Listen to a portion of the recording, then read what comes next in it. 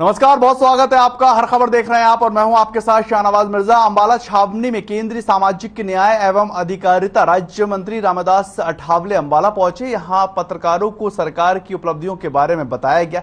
विपक्षी पार्टियों पर भी निशाना साधा। उन्होंने कहा कि कुछ लोग इनकम टैक्स के लिए अपनी कमाई का ब्यौरा नहीं देते हैं और उन्होंने ये भी कहा कि हमें देश की एकता और अखंडता को बनाए रखने के लिए हिंदू और मुस्लिम के विवाद को खत्म करना होगा, लेकिन देश में जो आतंकवाद पाकिस्तान के माध्यम से चल रहा है उसको भी खत्म करना होगा। तो वहीं केंद्रीय मंत्री ने केंद्र सरकार की उपलब्धियों का बखान करते हुए कहा कि जब से भाजपा की सरकार आई है तब से सरकार ने विकास की हर एक तरफ कदम बढ़ाया है और लाखों करोड़ों की लागत से 9 करोड़ से ज्यादा उज्ज्वला योजना में सिलेंडर भी दिए गए हैं और तमाम उपलब्धियां वो गिनाते नजर आए।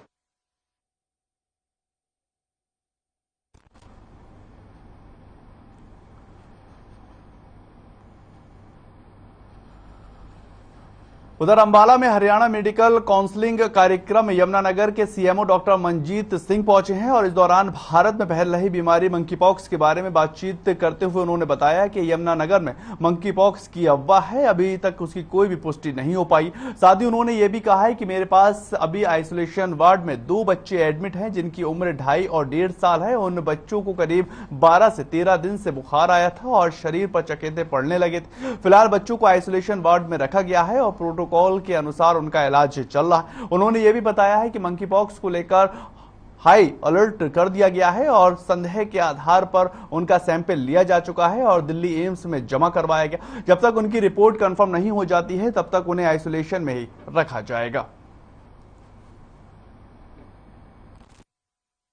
मंकीपॉक्स के बारे में उन्होंने देखा तो उनको थोड़ा डर लगा और उन्होंने तुरंत कंट्रोल रूम में फोन किया। एम्बुलेंस उनको सिविल अस्पताल यमुनानगर ले आई।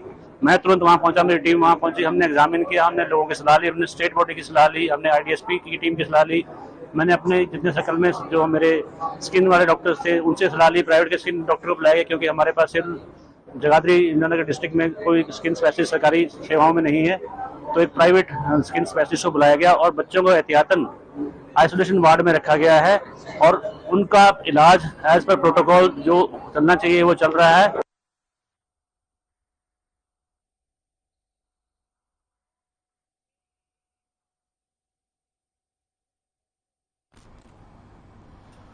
उधर कुरुक्षेत्र के नवनियुक्त पुलिस अधीक्षक सुरेंद्र भोरैया ने पदभार संभालते हुए अपराधियों को खबरदार किया है और पुलिस अधीक्षक ने यह भी कहा कि लोगों को पुलिस से घबराने की बिल्कुल भी जरूरत नहीं और वो अपराधियों को छोड़ेंगे नहीं। उन्होंने आगे कहा कि नशा तस्करों पर नकेल कसने के अलावा महिलाओं और बच्चों के खिलाफ आपराधिक के जो मामले हैं उसको समय रहते प्राथमिकता दी जाएगी और समय रहते उनका निवारण भी किया जाएगा। साथ ही साथ उन्होंने ये भी कहा कि साइबर क्राइम पर नजर रखने के साथ लोगों को जागरूक किया जा रहा है कि किस तरह से वो कानून व्यवस्था का साथ दे सकते हैं और ट्रैफिक समस्या पर पुलिस अधीक्षक ने कहा कि व्यापार मंडल और अन्य सामाजिक संस्थाओं के साथ सहयोग कर उसका भी समाधान निकाला जाएगा।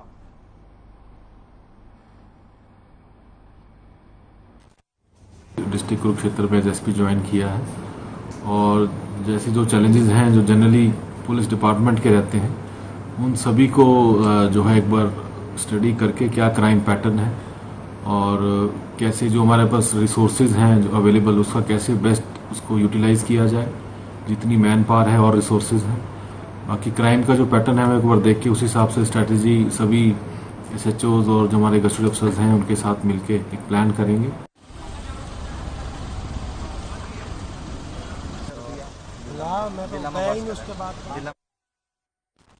उधर देश भर की तरह सोनीपत में भी तीज को बड़े ही धूमधाम से लगातार मनाया जा रहा है। राय से विधायक और भारतीय जनता पार्टी के प्रदेश महामंत्री मोहनलाल भदौड़े ने आवास पर अपने शिव पार्क में तीज के कार्यक्रम को बड़े ही आयोजन के साथ मनाया है और उत्साह के साथ लोग मनाते हुए नजर आए हैं।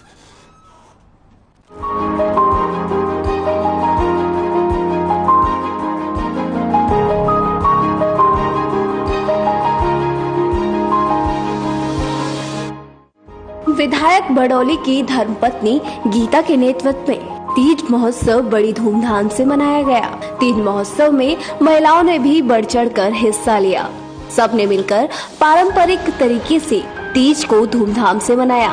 महिलाओं ने तीज के पारंपरिक गीत गाए और जमकर डांस किया।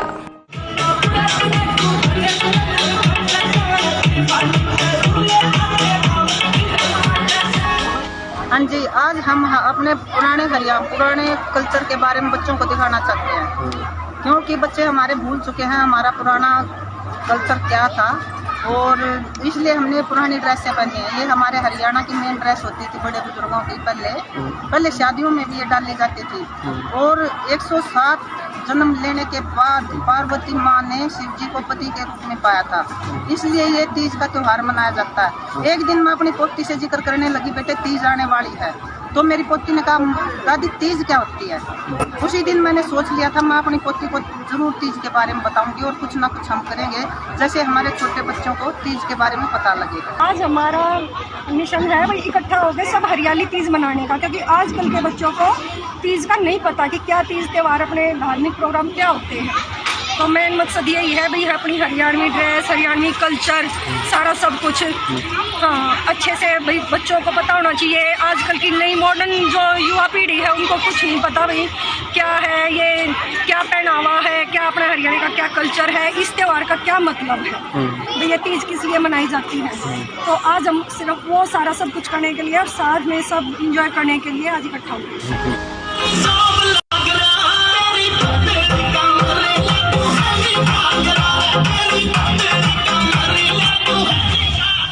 महिलाओं ने एक दूसरे को घेवर, गुजिया, मिठाई खिलाकर तीज की बधाई दी। इस मौके पर विधायक मोहनलाल बड़ौली ने भी सभी को तीज महोत्सव की बधाई दी, साथ ही जिले और प्रदेश वासियों की सुख समृद्धि की कामना की। इस मौके पर बीजेपी नेता आजाद नेहरा, सतीश तुशीर, राकेश मलिक भी मौजूद रहे। सोनीपत से हर खबर के लिए लाजपत की रिपोर्ट।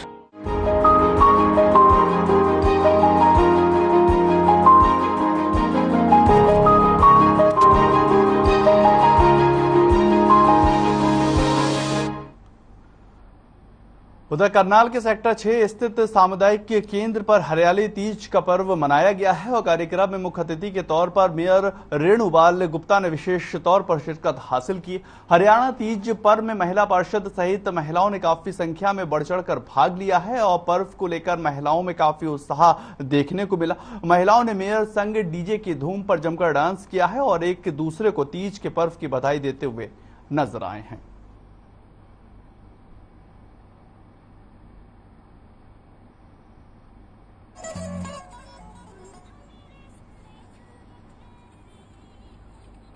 हरियाली तीज का त्योहार महिलाओं का एक ऐसा त्योहार होता है। आप देख रहे हैं कि सावन का महीना, प्रकृति भी पूरे यौवन पे है। माँ बाप की गोद में झूले झूलने के बाद आज प्रकृति की गोद में झूले झूलना और महिलाओं के लिए विशेष तौर पे ये सुहाग का प्रतीक माना जाता है। 6 में यहाँ पे तीज का त्योहार मनाया जा रहा है और उसमें हमारे मुख्य अतिथि हमारे मेयर मैम हैं और यहाँ पर देखा होगा सभी लेडीज ने ग्रीन कलर की ड्रेसेस पहनी है और जो तीज है वो हरे रंग से हम संकेत करते हैं हरियाली तीज होती है। इसमें क्या था, आज के दिन भगवान शिव जी की तपस्या पूरी हुई थी। चलिए छोटा सा ब्रेक, जल्द हाजिर होते हैं, बने रहे हर खबर के साथ।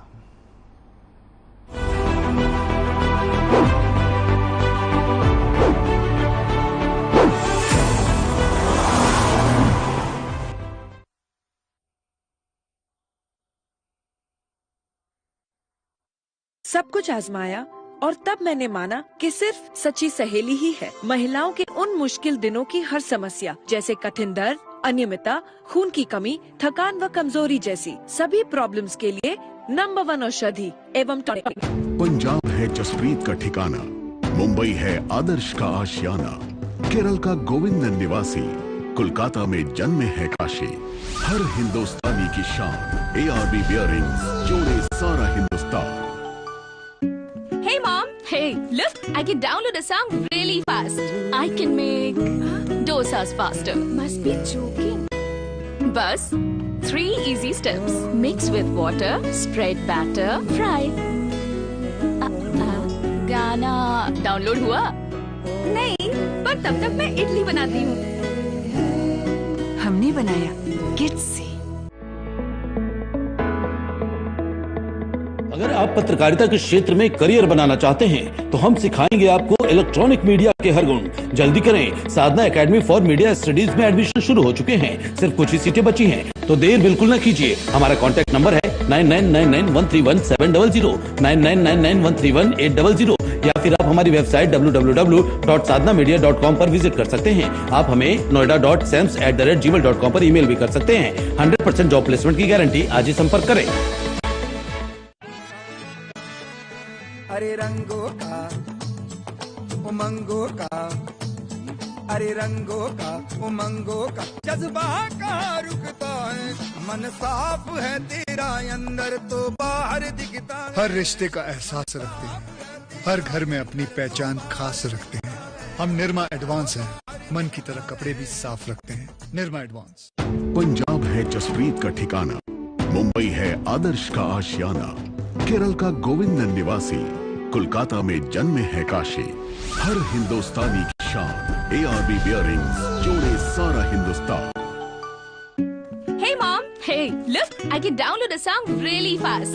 I can make dosas faster. Must be joking. Bus, 3 easy steps. Mix with water, spread batter, fry. गाना डाउनलोड हुआ? नहीं, पर तब तक मैं इडली बनाती हूँ। हमने बनाया किड्स से।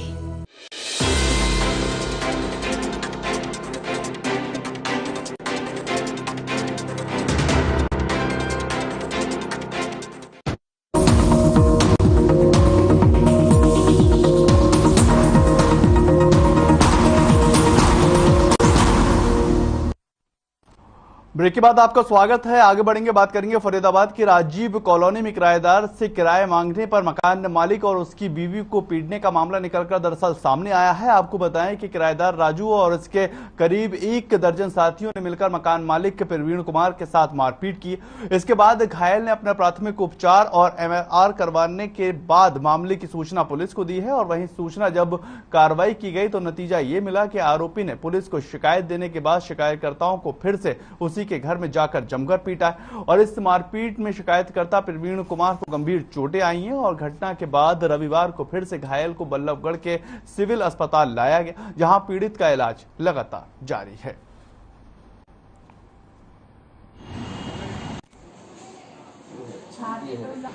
ये कोई राजीव कॉलोनी में रहने वाला आदमी है, परवीन नाम से और विजय, इसके साथ मारपीट हुई है। कल इसने दारू पी के उनसे कुछ बोलचाल की होगी, उन्होंने पीटना शुरू किया। कल इतनी चोट नहीं थी, लेकिन जब यहाँ से मेडिकल करा के गया तो फिर 7 बजे इसको मारा है। और मारा को तसल्ली से, काफी ज्यादा चोटें हैं इसको। मारो ढंग से 20 आदमी ने मारो, घर में घुसरी में। कौन थे? उन्हें तो ना जानू, पर राजू है, जानू ने बुलाए। राजू कौन है? पड़ोसी है, पहले मैं घर में किराए पे रहे जी। तो रंजिश थी कोई, किस लिए मारा? तो मुझे तो चले ही ना जीवान, तो जानते ही मारे को सिस्टम में जाके दिल में लेके कहाँ चल लो कहाँ ना चल लो, मुझे यह बात तो ना। कोई लेन देन था? हाँ, 6000 रुपये वापस चाहिए रेंट के मुँह पे। तगादा किया? वो मेरे फोन पे करो वापस। तगा तो फोन पे ही चाहिए। उधर बहादुरगढ़ के अंदर एक जिंदा बुजुर्ग को प्रशासन की लापरवाही का खामियाजा उठाना पड़ा है। दरअसल बुजुर्ग को मृत घोषित कर दिया गया है और इसकी वजह से बुजुर्ग काफी ज्यादा परेशान। बुजुर्ग की पेंशन बंद हो गई है और बुजुर्ग को परेशानियों का सामना भी करना पड़ा है। बहादुरगढ़ के किला मोहल्ला के रहने वाले बुजुर्ग मोहन लाल और उनके बेटे 5 महीने के बाद पेंशन बहाली को लेकर आश्वासन लिए कार्यालय के लगातार चक्कर काट रहे हैं, लेकिन कोई भी सुनवाई और कोई भी समाधान होता नजर नहीं आ रहा है।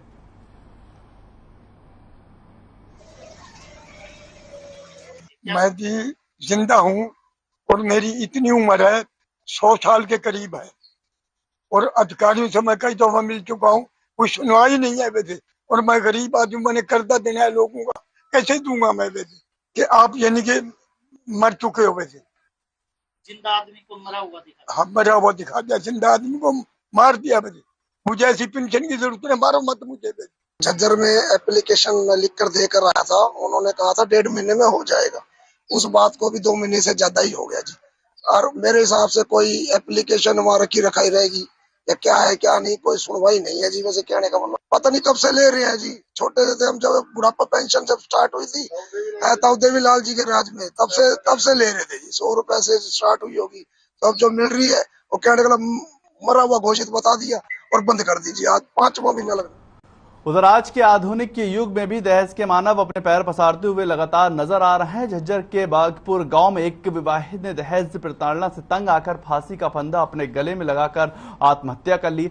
पुलिस ने मृतका के पिता राजेश के बयान पर विवाहित के पति सहित सास ससुर के खिलाफ मामला दर्ज कर लिया है और कार्रवाई में जुट गई, जबकि शव को पोस्टमार्टम के लिए झज्जर के सरकारी अस्पताल में भिजवाया गया है। और मृतका ज्योति के पिता राजेश ने पुलिस को ये शिकायत दी है कि ज्योति के ससुराल वाले उसे दहेज के लिए लगातार प्रताड़ित किया करते थे और दहेज की मांग किया करते थे और उसका पति अजीत व सास ससुर उसके साथ मारपीट भी किया करते थे। इसी से तंग आकर ज्योति ने घर के ऊपरी हिस्से में बने कमरे में फांसी का फंदा लगाकर अपनी जीवन लीला को ही समाप्त कर लिया।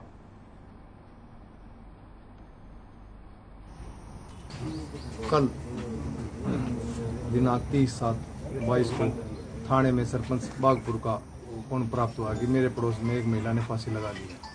इस सूचना पर मौके पर पहुंचे, जहां पर राजेश सन 9 दिसंबर गांव वासी खरकोदा ने मुलाकात होकर एक दरखास्त दी कि मैंने मेरी लड़की की शादी 2014 में दिसंबर 2014 में अजीत वासी बागपुर के साथ की।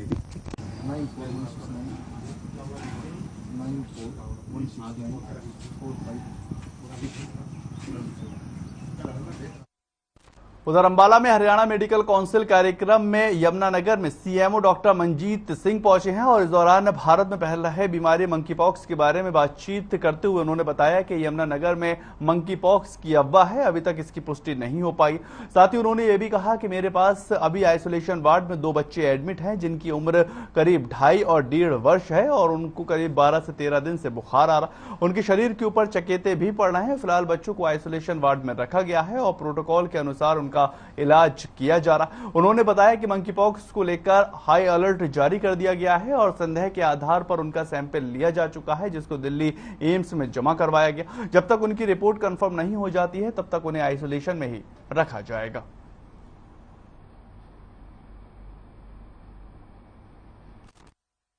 कि मंकी पॉक्स के बारे में उन्होंने देखा तो उनको थोड़ा डर लगा और उन्होंने तुरंत कंट्रोल रूम में फोन किया। एम्बुलेंस उनको सिविल अस्पताल यमुनानगर ले आई। मैं तुरंत वहां पहुंचा, मेरी टीम वहां पहुंची। हमने एग्जामिन किया, हमने लोगों की सलाह ली, हमने स्टेट बॉडी की सलाह ली, हमने आईडीएसपी की टीम की सलाह ली। मैंने अपने जितने सर्कल में जो मेरे स्किन वाले डॉक्टर्स थे उनसे सलाह ली। प्राइवेट के स्किन डॉक्टर को बुलाया गया क्योंकि हमारे पास सिर्फ जगाधरी यमुनानगर डिस्ट्रिक्ट में कोई स्किन स्पेशलिस्ट सरकारी सेवाओं में नहीं है, तो एक प्राइवेट स्किन स्पेशलिस्ट को बुलाया गया और बच्चों को एहतियातन आइसोलेशन वार्ड में रखा गया है और उनका इलाज एज पर प्रोटोकॉल जो चलना चाहिए वो चल रहा है।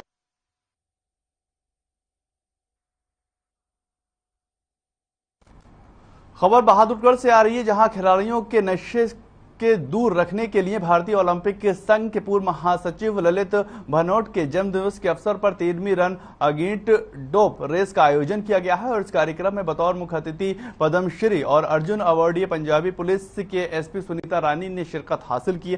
सुनीता रानी ने फ्लैंग खिलाड़ी दिखाकर खिलाड़ियों को रेस शुरू की है और वहीं पर इस बीच सुनीता रानी ने यह कहा कि खिलाड़ियों को नशे से दूर रहना चाहिए और पारंपरिक खान पान के जरिए अच्छी डाइट लेकर भी खिलाड़ी अपना प्रदर्शन बेहतर कर सकते हैं। इसलिए खिलाड़ियों को खुद भी नशे से दूर रहना चाहिए और दूसरों को भी नशे के खिलाफ जागरूक करना चाहिए।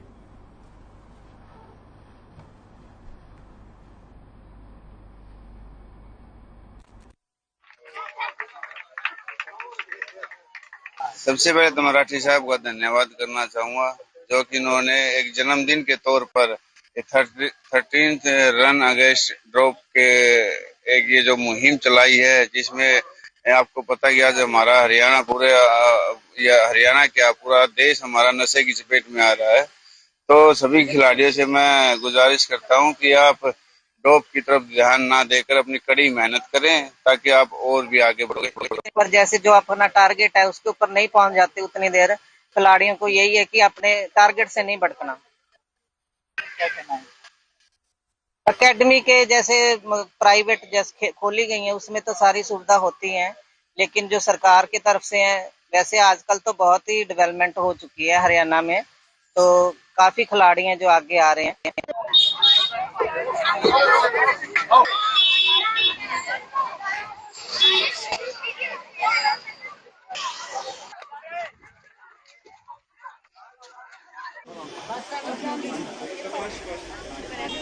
ताली बजाओ, ताली बजाओ।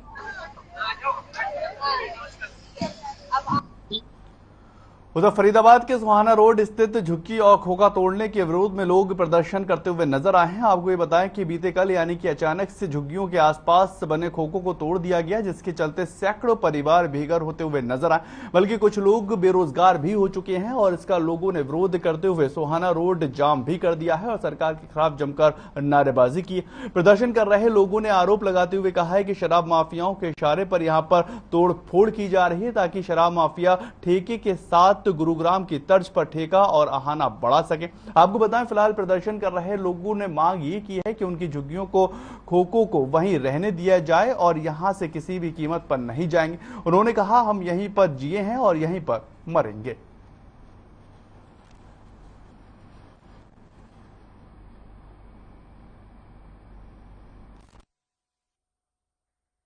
प्रदर्शन करने का मेन हमारा मकसद यही है, जो गरीब लोग हैं जैसे हम लोग हैं और इन्हों का जो सारा तोड़ दिया है, झुग्गी या कोई भी दुकान किसी ने खोल रखी है या किसी ने खोखा खोल रखा है।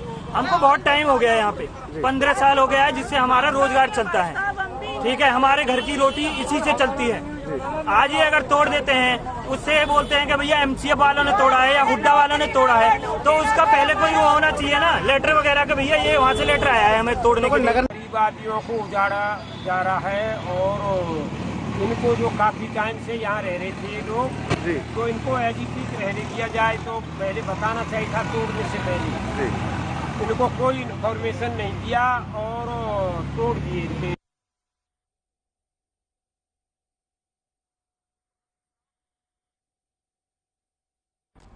उधर हिसार में संयुक्त किसान मोर्चा के आह्वान पर नेशनल हाईवे 52 पर किसानों ने टूल प्लाजा पर धरना प्रदर्शन दिया है और वहीं पर किसान जब पीएम नरेंद्र मोदी का पुतला फूंकने के लिए सड़क पर पहुंचे तो इस दौरान पुलिस और किसानों में झड़प हो गई। सड़क को जाम मुक्त कराने के लिए डीएसपी कप्तान सिंह पुलिस बल के साथ पहुंचते हुए नजर आए और इसी बीच पुलिस बल और किसानों में धक्का मुक्की शुरू हुई। वहीं किसानों का यह भी कहना है कि शांतिपूर्ण तरीके से अपना धरना प्रदर्शन चल रहा था और पुलिस ने जानबूझकर उनके साथ धक्का मुक्की की है।